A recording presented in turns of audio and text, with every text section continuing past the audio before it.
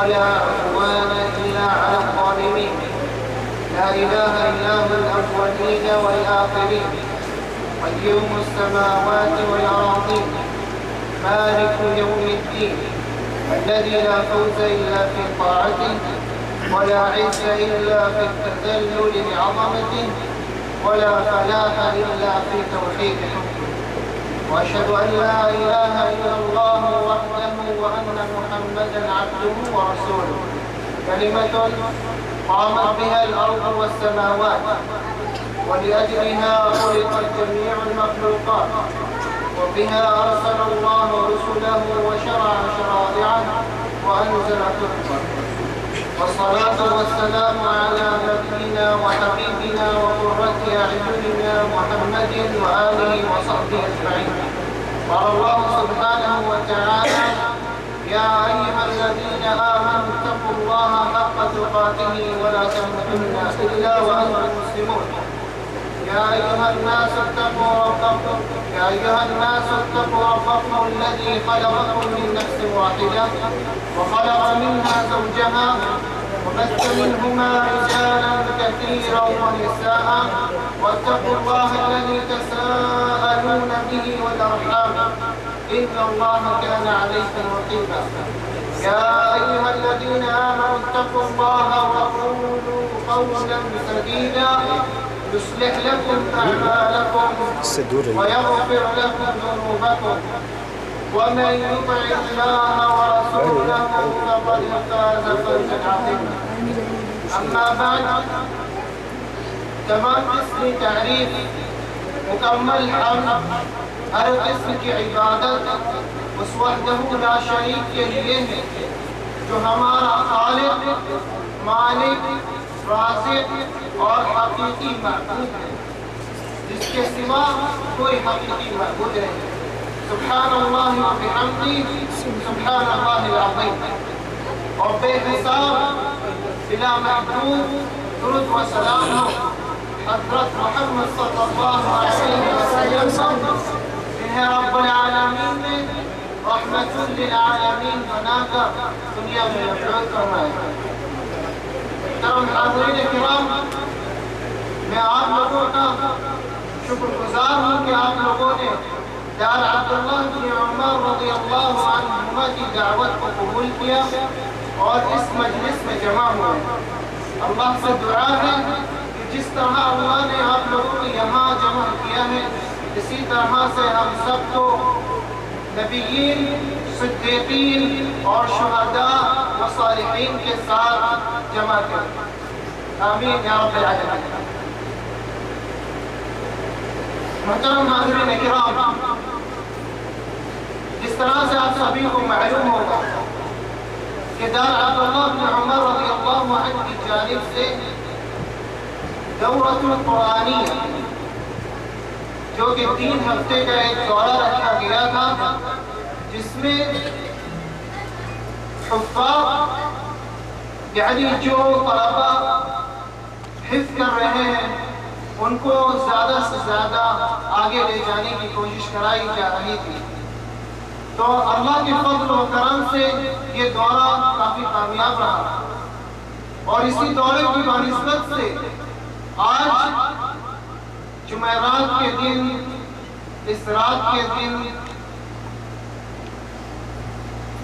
یہ پروگرام کا اہتمام کیا گیا ہے۔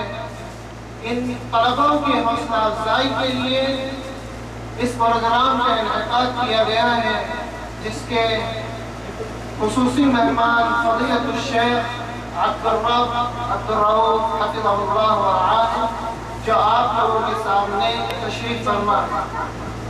تو میں بلا تاخیر اس پروگرام کا آغاز کرنا مناسب سمجھتا ہوں خیر الکلام سے، جس کے لیے میں دعوت دوں گا احمد عمر عباس کو کہ وہ آئیں اور اس مجلس کا خیر الکلام کلام اللہ سے آغاز کریں۔ احمد عمر عباس فلیتفضل مشکورا۔ السلام علیکم ورحمۃ اللہ وبرکاتہ۔ أعوذ بالله من الشيطان الرجيم. إن الذين قالوا ربنا الله ثم استقاموا تتنزل عليهم الملائكة ألا تخافوا ولا تحزنوا وأبشروا بالجنة التي كنتم توعدون. نحن أولياؤكم في الحياة الدنيا وفي الآخرة ولكم فيها ما تشتهي أنفسكم ولكم فيها ما تدعون نزلا من غفور رحيم. ومن أحسن قولا ممن دعا إلى الله وعمل صالحا وقال إنني من المسلمين. ولا تستوي الحسنة ولا السيئة ادفع بالتي هي أحسن فإذا الذي بينك وبينه عداوة كأنه ولي حميم. وما يلقاها إلا الذين صبروا وما يلقاها إلا ذو حظ عظيم. السلام عليكم ورحمة الله وبركاته. جزاک اللہ احسن الجزاء. یہ تھے احمد عمر عباس جو آپ لوگوں کے سامنے سورۃ الفصلت کی آیت نمبر 30 سے 36 تک جنہوں نے تلاوت کی. اس کے بعد ہم اپنے پروگرام کو آگے بڑھاتے ہوئے تقریر کے لیے دعوت دیں گے اپنے دوسرے طالب علم کو. ان کا نام ہے عبداللہ زبیر. سے گزارش ہے کہ وہ اسٹیج پر آ کے اور ہم سبھی کو اپنے کلمات سے مستفید فرمائیں. فلیتفضل مشکورا. عبداللہ زبیر.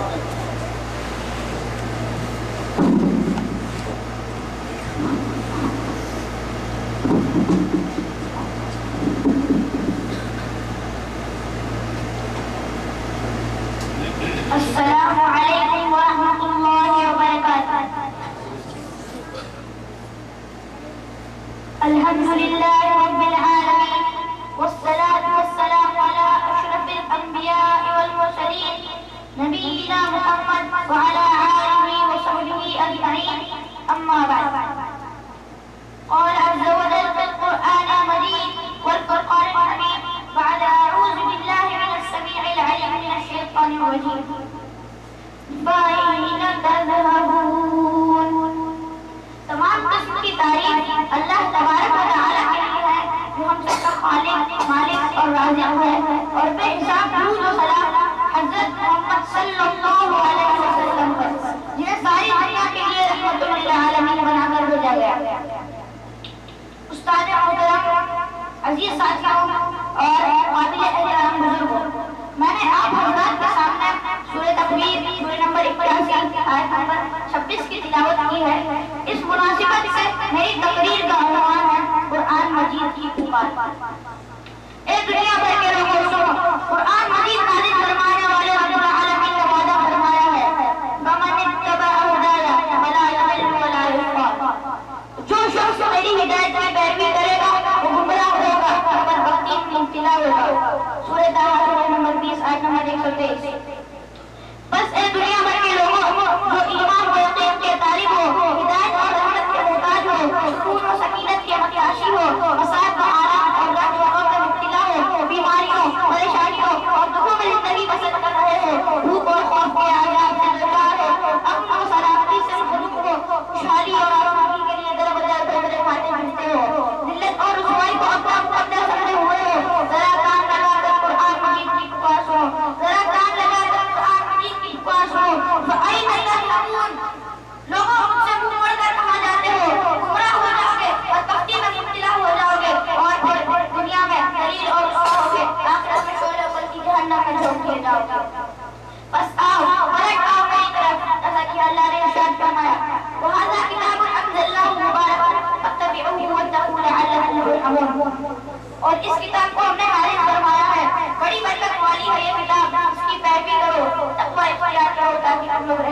जाओ। सूरह अनआम सूरह नंबर 6 आयत नंबर 155।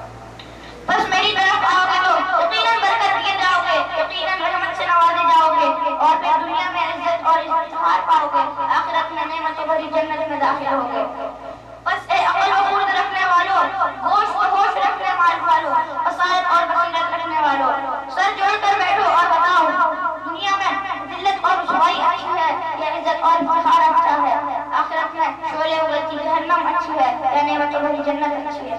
अपने एक शेर के साथ अपनी बात को खत्म करता हूँ। वो मुअज़्ज़ज़ के ज़माने में मुसलमान होकर, वो मुअज़्ज़ज़ के ज़माने में मुसलमान होकर, वो अखबार होकर, तारीख़ कुरान होकर। वसल्लल्लाहु अला नबीना मुहम्मद व अला आलिहि व सहबिहि अजमईन। अस्सलामु अलैकुम व रहमतुल्लाहि व बरकातुहू।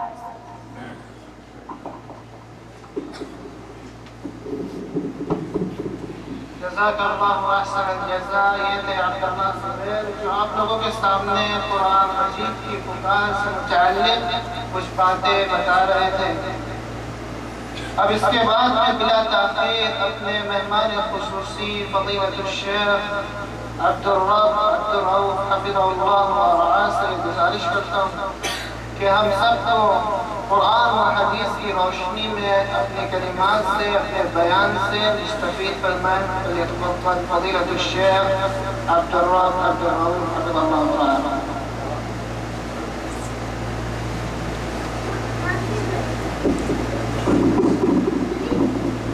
बिस्मिल्लाहिर्रहमानिर्रहीम। अल्हम्दुलिल्लाहि रब्बिल आलमीन वस्सलातु वस्सलामु अला अशरफिल अंबिया'i वल मुरसलीन नबीना मुहम्मद व अला आलिहि व सहबिहि अजमईन। अल्लाहुम्मा या मुअल्लिम इब्राहीम अल्लिमना व या मुफहिम सुलैमान फहहिमना। सुब्हानक ला इल्म लना इल्ला मा अल्लमतना इन्नका अंतल अलीमुल हकीम। अजीज भाइयों,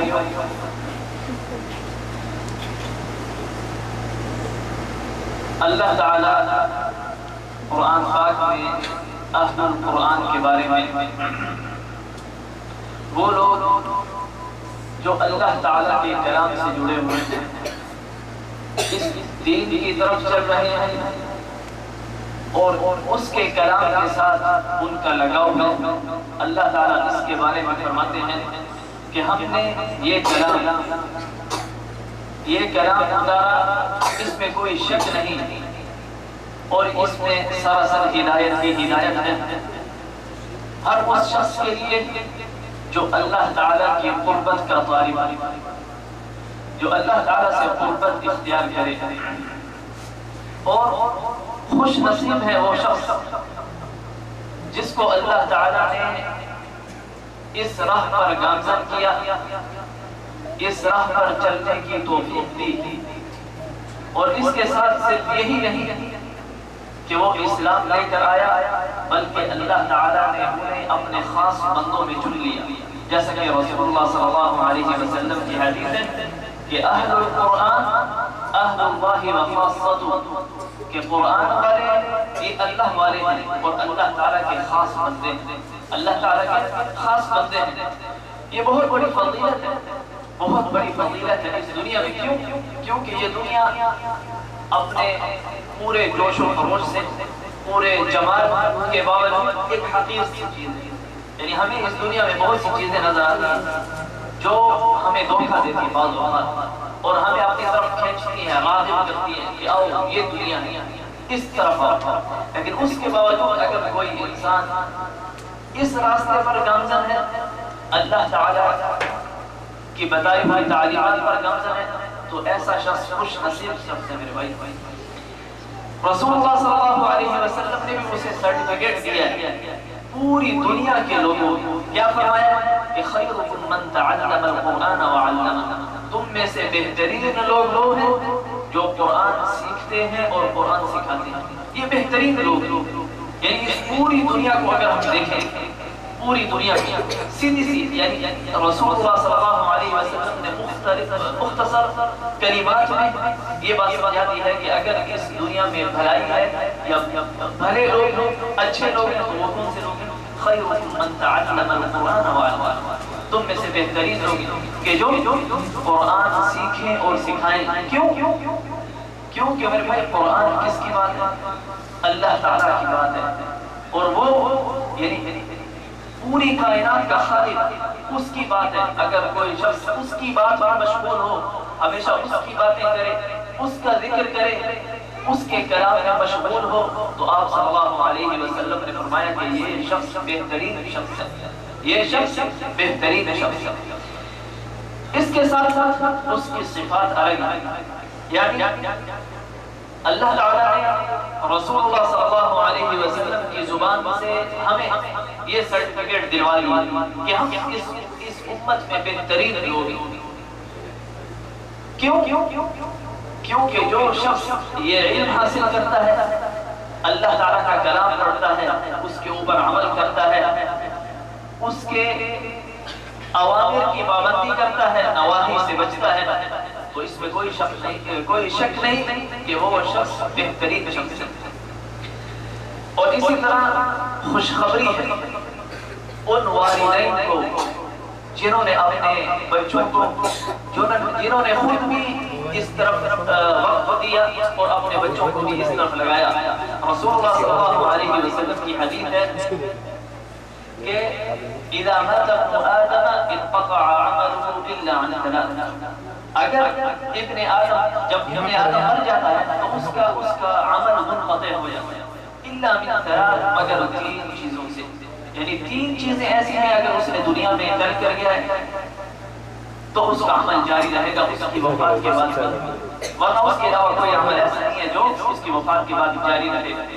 ان میں سے ایک رسول اللہ صلی اللہ علیہ وسلم نے فرمایا کہ اولاد صالح یدعو له، نیک اولاد چھوڑ کر جانا، نیک اولاد چھوڑ کر جانا تاکہ وہ ان کے بعد ان کے لیے دعا کرے، ان کی وفات کے بعد ان کو دعائیں دے کہ اے اللہ جس طرح انہوں نے ہمیں اس راستے پر لگایا، اے اللہ ان کی مغفرت کر، ان کی بخشش کر۔ تو یہ کب ہوگا میرے بھائی؟ جب ہم انہیں یہ تعلیم دیں گے، یہ چیز سکھائیں گے، ورنہ اس دنیا میں بہت سے آباء ایسے بھی ہیں جن کی اولاد انہیں مرنے کے بعد دعائیں نہیں دیتے بلکہ دوسرے الفاظ کو یاد کرتی ہے۔ تو میرے بھائی یہ خوش قسمتی ہے ہم جیسے لوگ، آپ لوگوں کی یہ خوش قسمتی ہے کہ اللہ تعالیٰ نے آپ کو ان لوگوں میں چنا ہے۔ رسول اللہ صلی اللہ علیہ وسلم کی حدیث ہے کہ من یرید اللہ بہ خیرا یفقہہ فی الدین، کہ اللہ تعالیٰ جس سے بھلائی کا ارادہ کرتا ہے اس کو دین کی سمجھ دیتا ہے، یعنی جو شخص یہ سمجھے کہ وہ دین کی طرف راغب ہو رہا ہے، دین کو سمجھنا چاہتا ہے، اپنی اولاد کو جو اس کا بہترین سرمایہ ہے، اس کے علاوہ اس کا کوئی سرمایہ نہیں، بہترین اس کو بھی اس طرف لگانا چاہتا ہے۔ آپ صلی اللہ علیہ وسلم نے فرمایا کہ اس شخص کے ساتھ اللہ تعالیٰ نے بھلائی کا ارادہ کیا، اور اگر کوئی شخص ایسی چیز سے دور بھاگتا ہے، اس کا دل اس طرف مائل نہیں ہوتا، تو ایسا شخص سمجھ لے کہ اللہ تعالیٰ نے اس سے بھلائی کا ارادہ نہیں کیا، جو ان چیزوں سے دور بھاگتا ہے۔ اور اس کے بعد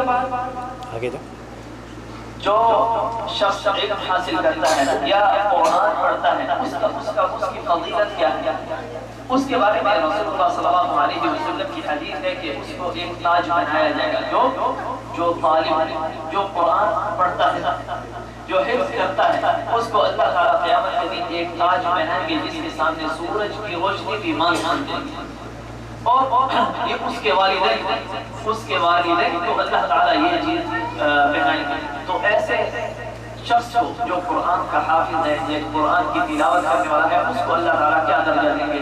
اور ایک حدیث میں آتا ہے کہ اس کو حکم دیا جائے گا کہ قرآن پڑھتے جاؤ اور جنت کے درجات چڑھتے جاؤ، یعنی اور تمہاری آخری منزل کیا ہے؟ تمہاری آخری منزل وہ ہے جہاں تک تم رک جاؤ، جہاں تم ختم کرو گے وہی تمہاری منزل ہے۔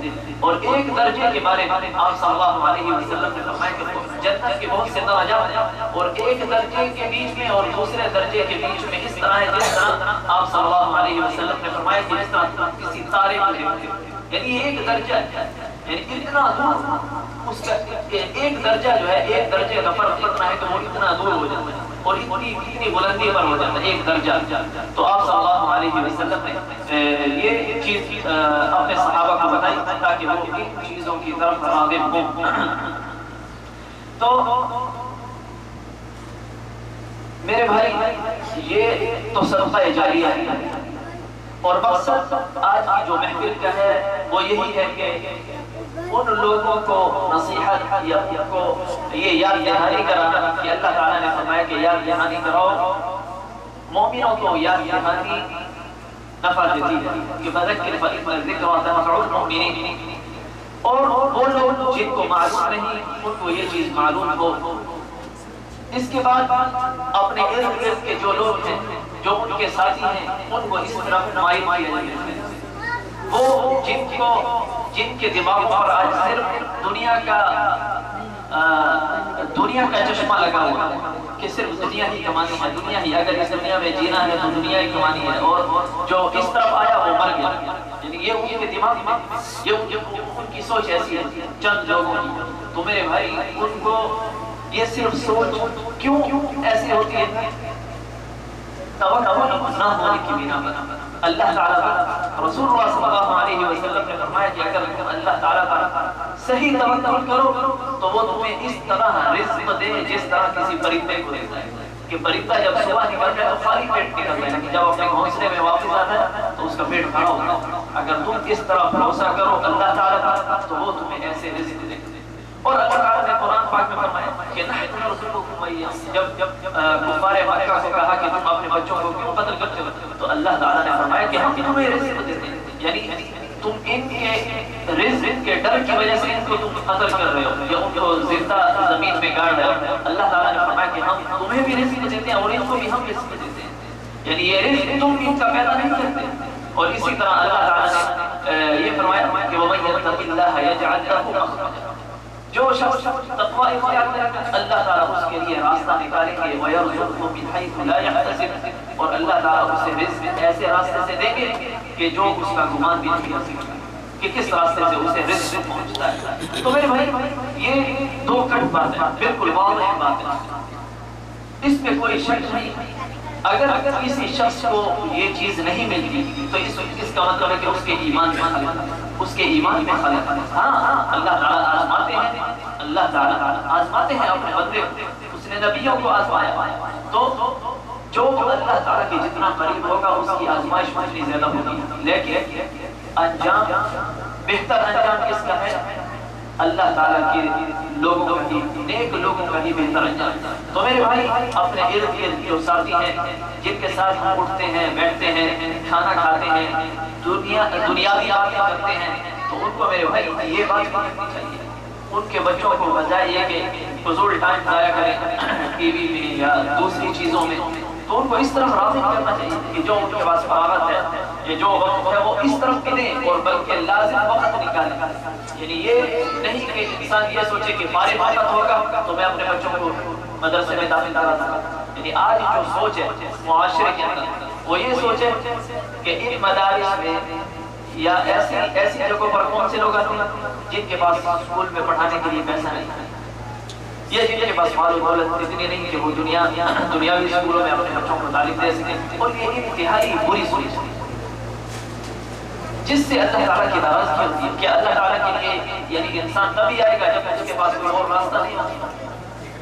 تو میرے بھائی سب سے پہلا کام کہ انسان اپنے دین کو مضبوط کرے، اپنے دین کی حفاظت کرے، پھر اس کے بعد دنیا کی طرف جائے، اور دنیا اس کے پاس آئے گی، دنیا اس کے پیچھے دوڑے گی، جیسے کہ رسول اللہ صلی اللہ علیہ وسلم نے فرمایا کہ جس کا ہم اور جس کی پوری کوشش دنیا ہے، اللہ تعالیٰ اس کی قسمت میں اتنی ہی دنیا لکھے گی، جو اس کو اتنی ہی دنیا ملے گی جو اس کی قسمت میں ہے، اس سے زیادہ اسے نہیں ملے گی اور ذلیل ہو کر ملے گی۔ لیکن جس کی نیت، جس کا ارادہ صحیح ہے اور آخرت کا ارادہ ہے، آخرت کمانے کا، آپ صلی اللہ علیہ وسلم نے فرمایا کہ اس کے پاس دنیا گھٹنے ٹیک کر آئی اور اس کو کوئی ہم بھی نہیں ہوگا دنیا کا کہ مجھے دنیا ملے۔ تو میرے بھائی یہ چند کلمات آج کی محفل میں اللہ تعالیٰ سے دعا ہے کہ اللہ تعالیٰ ہمیں نیک عمل کی توفیق دے، اور ہمیں ان ساتھیوں کو بھی جو ہمارے ساتھی ہیں، ہمارے ساتھ رہتے ہیں، ہمارے ہی معاشرے سے، ہمارے ہی ملک سے جن کا تعلق ہے، ان کو ہم ان چیزوں کی طرف راغب کریں، ان کو ان چیزوں کی طرف بلائیں تاکہ ان کے لیے بھی دنیا اور آخرت کا فائدہ ہو. هذا وصلی اللہ وسلم علی نبینا محمد وعلى آلہ وصحبہ اجمعین.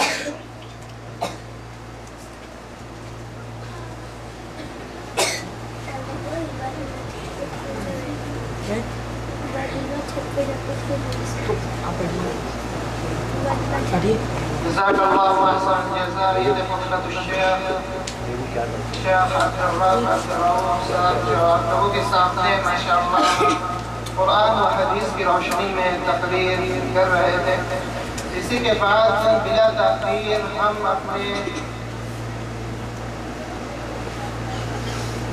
اپنے ساتھی جناب اخلاق بھائی دعوت دیتے ہیں کہ وہ آئیں اور اپنے کلمات سے ہم سبھی کو مستفید کریں.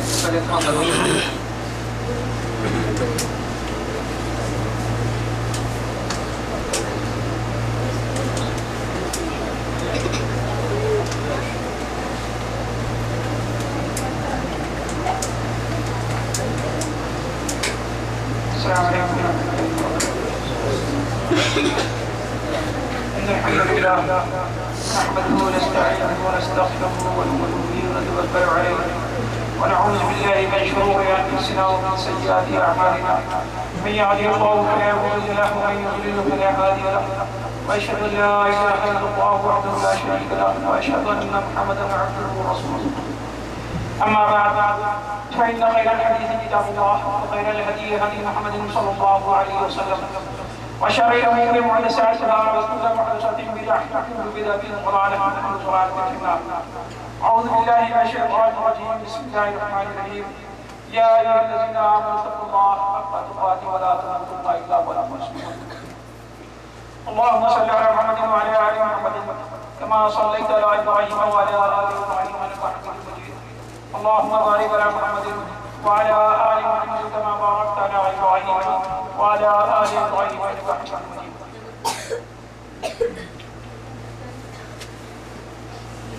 معزز حاضرین کرام اور عزیز طلباء، اللہ تعالیٰ کا شکر اور احسان ہے کہ اللہ تعالیٰ نے ہم تمام لوگوں کو جو یہاں پر موجود ہیں اس لیے جمع کیا کہ اللہ کے دین کو اللہ کے بتائے ہوئے طریقے کے مطابق سمجھیں اور اس پر عمل کرنے کی کوشش کی.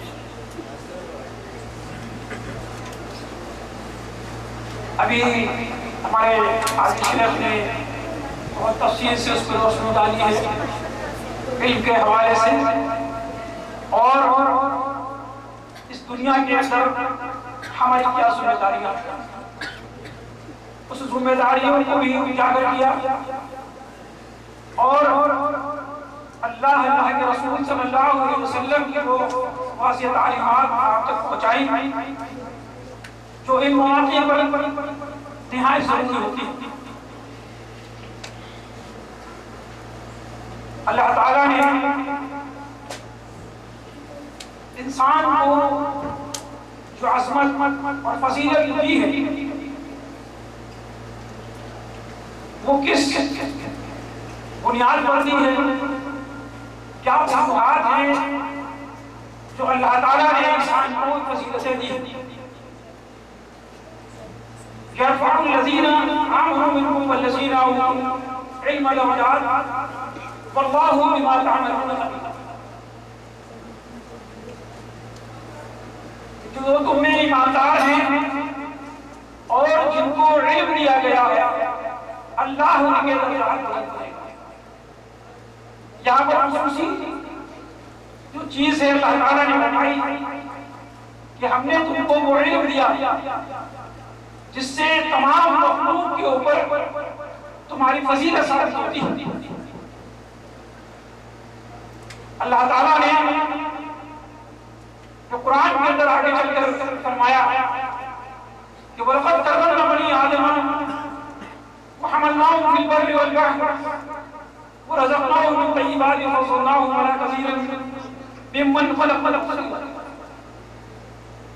یقیناً ہم نے اولاد آدم کو بڑی عزت دی اور انہیں خشکی اور طری کی سواریاں دی اور انہیں پاکیزہ چیزوں کی روزیاں دی اور اپنی بہت سی مخلوق پر انہیں فضیلت دی۔ عزیز ساتھیوں، یہ جو فضیلت اللہ تعالیٰ بیان کر رہا ہے،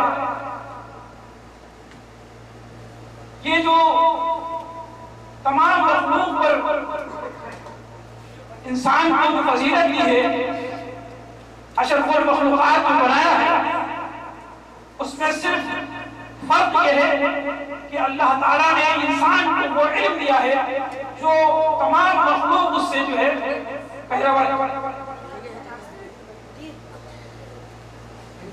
یہ خصوصی عنایت اللہ تعالیٰ کا کرم ہے کہ اس نے انسانوں کو وہ علم دیا جو وہ نہیں جانتا تھا، جیسے کہ اللہ تعالیٰ نے آگے فرمایا کہ علم الانسان ما لم یعلم، ہم نے انسان کو وہ علم دیا ہے جو وہ نہیں جانتا۔ علم کے حوالے سے ابھی آپ نے شیخ کی مفصل بات سنی ہے، لیکن ایک اور ہے کہ یہ وہ جگہ ہیں، یہ وہ مجلسیں ہیں، یہ وہ مقام ہیں کہ جہاں سے اللہ کے رسول صلی اللہ علیہ وسلم کے بارے میں صحیح معلومات اللہ کے بندوں تک پہنچتی ہیں اور پہنچانے کی کوشش کی جاتی ہے۔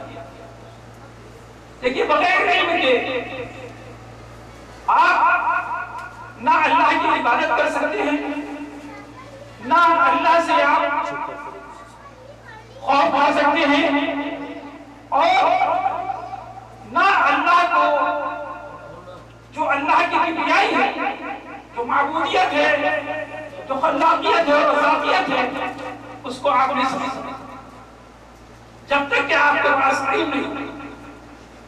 آپ دیکھیں کہ اللہ کے رسول صلی اللہ علیہ وسلم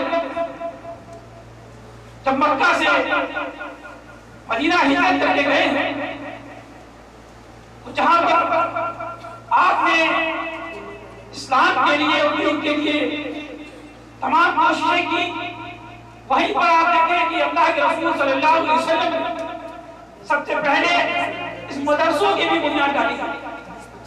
مدینہ کے اندر جو مدرسہ آپ صلی اللہ علیہ وسلم نے جو قائم کیا وہ اصحاب صفہ کے نام سے۔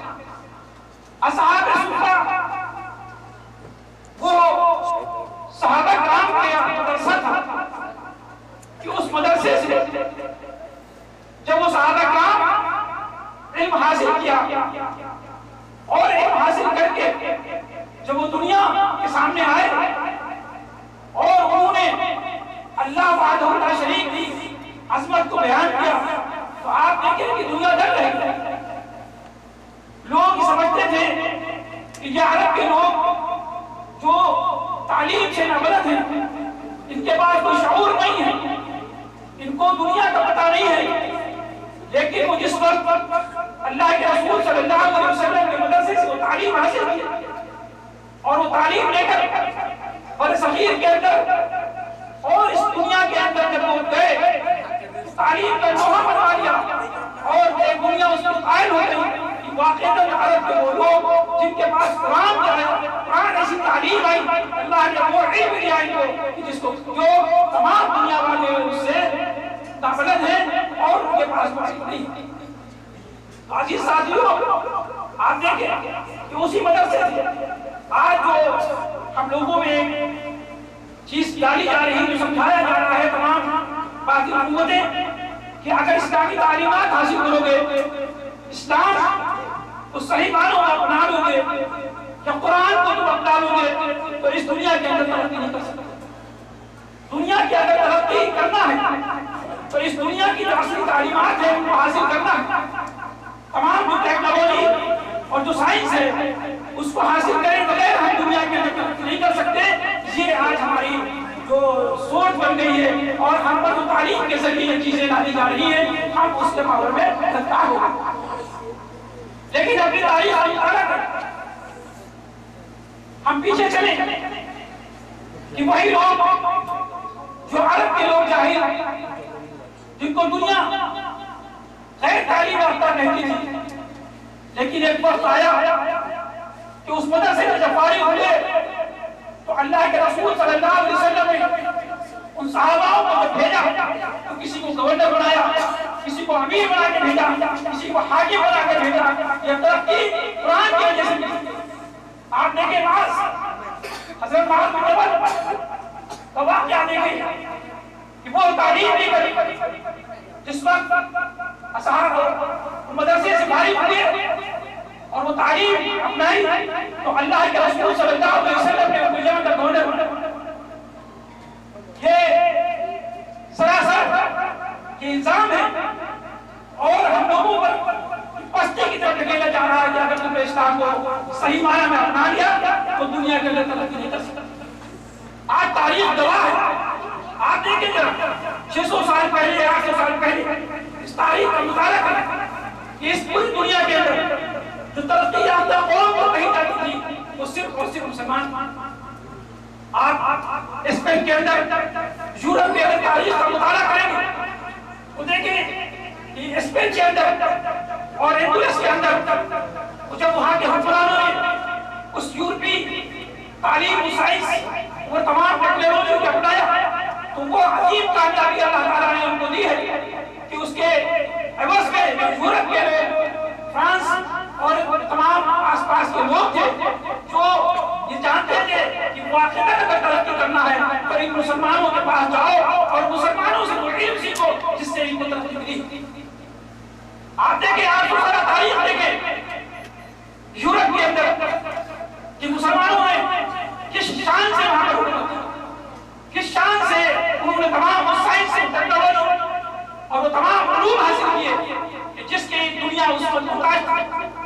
وہاں کے آتے کے تاریخ کے اندر کہ فرانس کے تمام اہل علم اور وہ پادری خود فرانس سے منتقل ہو کر یہاں پر آئے، جو اندلس کی اور قصبہ جہاں کا وہ تھی مسلمانوں کی راجدھانی، مسلمانوں کا تخت تھا، وہاں پر باقاعدہ وہ آئے اور جو یونیورسٹی تھی قصبہ کی اس میں انہوں نے داخلہ لیا اور وہاں سے وہ علوم حاصل کیے جو انہوں نے آج جو یورپ کی ترقی کے لیے کام کر رہے ہیں وہ آپ دیکھیں بنیادی علم جو ہے وہ مسلمانوں سے۔ آپ تاریخ کو دیکھیں کہ تاریخ کے اندر جو تمام بڑے سے بڑے سائنسداں، جو بڑا سے بڑا طبیب، جو بڑا سے بڑا فلسفی ہے وہ مسلمان، لیکن ان تعصب پسند لوگوں نے مسلمانوں کو ان سے وہ تعلیم وہ ترقی دے دیا گئی اور ان سے وہ چھین کر اپنے جو یورپ کے لوگ ہیں ان کے ذمہ کر دیا۔ تمام ہمارے طبہ اور سائنسدانوں کے نام انہوں نے چینج کر کے اور اپنے اس میں اپنی لسٹ میں شامل کیا۔ عزیز ساتھیوں، تعلیم کا شرط ضروری ہے۔ ہمیں تعلیم اس دنیا کے اندر اگر سرخرو ہونا ہے، ترقی کرنا ہے تو ہم کو اپنے اسلام کی تعلیم حاصل کرنا پڑے گی۔ اسلام آپ سے نہیں آپ کو پابند نہیں کرتا کہ آپ کہیں پہاڑوں پر بیٹھ جائیں، آپ کہیں کسی خال کے اندر چلے جائیں، بلکہ اسلام کے اندر وہ بہت سی تعلیمات ہیں جن کو دیکھیں کہ ایک یورپ کا ایک وقت اس نے اپنے کتاب کی ہے اور اس کے اندر کہا کہ اس نے کہا کہ اگر کوئی دیکھنا چاہے تعلیم کو تو مسلمانوں کے اندر وہ تعلیم ہے کہ جنہوں نے اپنے مسلمانوں کی پوری ہسٹری 5 لاکھ مسلمانوں کی ہسٹری وہ پیش کر دی ہے قوم کے سامنے۔ یہ تعلیم اور یہ چیز کسی قوم کے پاس نہیں ہے جو اپنے 5 لاکھ اکابرین کی مستند روایتیں پیش کر سکتے اور پوری ہسٹری ان کے پاس ہے۔ عزیز ساتھیوں، دوسری قومیں قائل ہے اسلام کی تعلیم، اسلام کی تعلیمات سے وہ جانتے ہیں کہ اس کے اندر کون سی تعلیمات۔ آج قرآن دیکھیں، قرآن 1400 سال پہلے نازل ہوا، آج اس قرآن سے وہ تمام قومیں ترقی کر رہی ہیں جو اس قرآن کو سمجھ نہیں تھی، لیکن ہم نے اسے کچھ ڈال دیا، ہم وحشت میں آ گئے، ہم لوگوں کے بہکارے میں آ گئے دنیا کے کہ تم اگر قرآن حاصل کرو گے، قرآنی تعلیمات حاصل کرو گے تو تم بنیاد پرست ہو جاؤ گے، تم صرف ایک خلیج ایک تہمت میں رہنا پڑے گا، تمہاری تمام دنیا کے جو مسائل ہیں ان کو چھوڑنا پڑے گا. لیکن عزیز ساتھیوں ایسا نہیں. آپ اپنی تاریخ کا مطالعہ کریں, آپ اسلام کی تاریخ کا مطالعہ کریں کہ جب اسلام نے ترقی کی ہے تو یہی قوم جو آج آنے دے رہی ہے اور کہتی ہے کہ اسلام کا قبول کرو گے تو بنیاد پرست بن جاؤ گے, تمہیں یہ عیش و عشرت چھوڑنا پڑے گا. وہی قوم اس وقت آئے تھے اسلام کی تعلیمات کی, اور وقتاً فوقتاً ان کی کتابوں کے اندر اظہار ہیں, انہوں نے کیے ہیں کہ واقعہ اگر ترقی کی راہ رہا ہے تو اسلام کی تعلیمات سمجھنا پڑتا ہے. آج دیکھیں اس قرآن سائنس ایک طور پر کہ لوگ سائنس سے بہت گھبراتے ہیں, اور یہ دیکھ کہ سائنس جو ہے وہ اسلام کی دشمن ہے. پہلے سائنس کا جو لوگ تھے وہ اللہ کے قائل نہیں تھے, اللہ کو نہیں تسلیم کرتے تھے. لیکن جس وقت انہوں نے اس قرآن کا مطالعہ کیا, قرآن کو واضح سمجھا, تو اس سائنسدانوں کو قائل ہونا پڑا ہے اللہ کی حاکمیت, اللہ کو اپنا معبود ماننا پڑا ہے کہ اس دنیا کا چلانے والا کون ہے. عزیز ساتھیوں, بغیر تعلیم کے اور بغیر علم کے ہم بالکل اسی طریقے سے ہیں جیسے کہ اللہ کے رسول صلی اللہ علیہ وسلم نے فرمایا کہ جس کے سینے میں قرآن نہیں, تعلیم نہیں ہے, اس کا دل, اس کا سینہ خنجر. آپ دیکھیں کہ ہم تعلیم کی دور میں کتنا آگے نکل رہے ہیں. ہمیں تعلیم دیے جاتے ہیں خاص کر کے ہمارے ہندوستان کے اندر کہ مسلمان قوم جاہل, اس کے پاس تعلیم نہیں, اور پھر ایک شوشہ یہ چھوڑا گیا کہ یہ غربت کی شکایت. ترقی کی راہ میں یہ دو چیزیں رکاوٹ بنتی تھی, ایک ان کے پاس تعلیم نہیں ہے, دوسری چیز ان کے پاس غربت. تو عزیز ساتھیوں, اگر اس وقت سروے کریں آپ ہندوستان کے اندر تو دیکھیں کہ اس زمانے میں آپ 10 سال پہلے اگر سروے کریں تو 9% مسلمانوں کے اندر تعلیم پائی جاتی ہے. 9% جو سروے نکال رہا ہے ہندوستان کا وہ 9% تھا کہ مسلمانوں کی تعلیم میں 9% صرف لوگ. اس وقت آپ دیکھیں اس تعلیم کو جو مسلمانوں نے اپنایا اس دنیاوی تعلیم کو, تو اس وقت 16% ان کے پاس تعلیم ہے. لیکن انہوں نے جو 16% تعلیم دی ہے وہ خالص دنیاوی تعلیم حاصل کی, اور اس دنیاوی تعلیم جس کے لیے تعلیم دیے جاتے ہیں کہ اگر یہ تعلیم مسلمانوں کے پاس ہو جائے تو یہ ترقی یافتہ ہندوستان کے اندر ترقی کر جائے.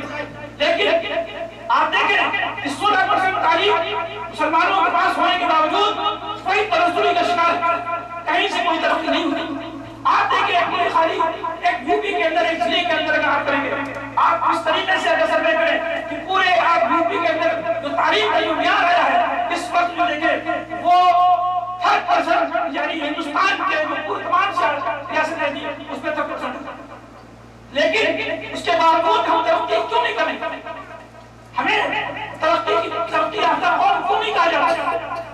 اس کی وجہ ہے کہ مسلمانوں کے لیے یہ اصلی تعلیم ہے, ٹھیک ہے ضروری ہے, لیکن ترقی کے لیے کوئی ضروری نہیں ہے کہ اس تعلیم سے ہمیں ترقی ہو. ہماری پسماندگی, ہماری غربت اس تعلیم کے مرہون منت نہیں ہے کہ اگر یہ تعلیم میں ترقی یافتہ ہو جائے, بلکہ ہم تاریخ کا مطالعہ کریں کہ ہم جب ترقی یافتہ تھے, ہم جب پوری دنیا کے اندر ترقی یافتہ قوم کہلائے جا رہے تھے تو ہمارے پاس کون سی تعلیم تھی, کس تعلیم سے ہم دنیا کے اندر تعلیم یافتہ قوم تھا؟ عزیز ساتھیوں, وہ تعلیم قرآن تھا. قرآن نے ہر لمحہ ہر قدم ہماری رہنمائی کی ہے.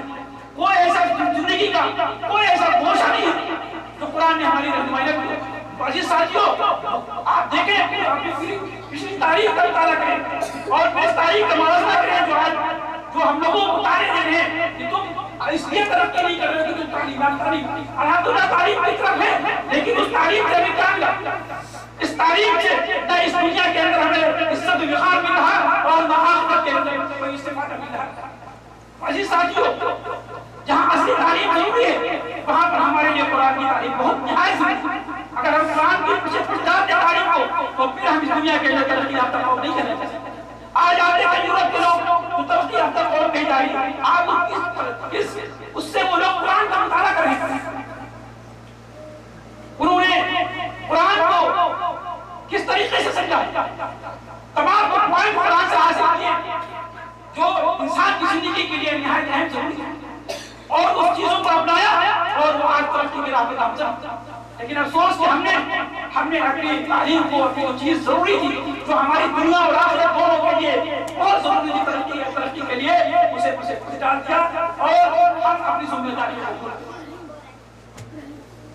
لہٰذا ہم اپنے تمام ساتھیوں سے استدعا کرتے ہیں اور تمام ملت اسلامیہ کو پیغام دینا چاہتے ہیں کہ اپنی وہ ذمہ داری کا محسوس کریں، اس تعلیم کو لازم قرار دیں کہ جس تعلیم سے ہم ترقی یافتہ کہلائے جائیں، نہ کہ یہ تعلیم جس سے ہمیں ترقی نہیں ملتی۔ اللہ تعالیٰ سے دعا ہے کہ صحیح معنوں میں ہمیں دین کی سمجھ عطا فرما اور ہمیں وہ تعلیم عطا کر جو تعلیم انہیں اس موقع کو اللہ تعالیٰ نبی اکرم صلی اللہ علیہ وسلم اور تمام صحابہ کرام کو دی تھی، وہ تعلیم اللہ ہمارے لیے بھی آسان کر دے۔ سبحان ربک رب العزت عما یصفون وسلام علی المرسلین۔ جزاک اللہ احسن الجزاء۔ اس کے بعد ہم اس پروگرام کو آگے بڑھاتے ہوئے اپنے دوسرے مرحلے کی طرف چلتے ہیں جو تقسیم انعامات ہیں۔ تو اس کے لیے جیسا کہ حدیث میں آتا ہے کہ آپ صلی اللہ علیہ وسلم نے ارشاد فرمایا من لا یشکر الناس لا یشکر اللہ، کہ جو شخص لوگوں کا شکر ادا نہیں کرتا تو اللہ کا شکر ادا نہیں کرتا۔ تو اسی حدیث کی بنسبت سے ہم شیخ کے بہت مشہور ہیں کہ وہ اپنا قیمتی وقت نکال کر اس مدرسے میں اس دار عبداللہ بن عمر میں تشریف لائے۔ ان کے لیے دار عبداللہ بن عمر کی جانب سے ایک چھوٹا سا ہدیہ رکھا گیا ہے، جس کے لیے ہم دعوت دیتے ہیں اپنے والد محترم کو جناب محمد احمد صاحب کو کہ وہ آئیں اسٹیج پر اور شیخ جو ہمارے مہمان ہیں خصوصی شیخ عبدالرب حفظہ اللہ کو اپنے ہاتھوں سے اس انعام کو پیش کریں۔ فلیتفضل مشکور۔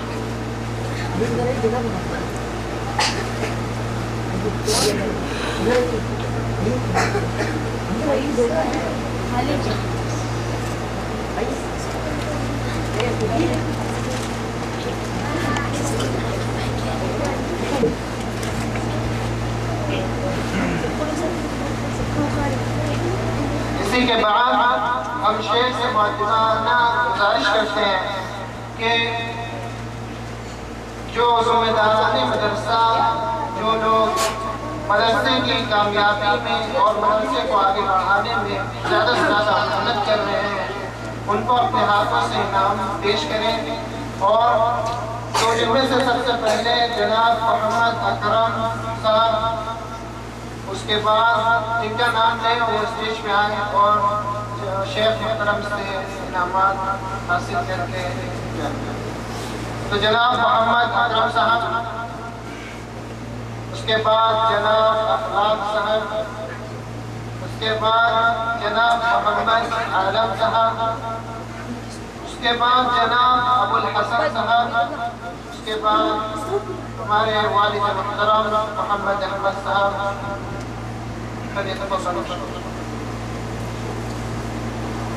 جناب محمد احمد صاحب،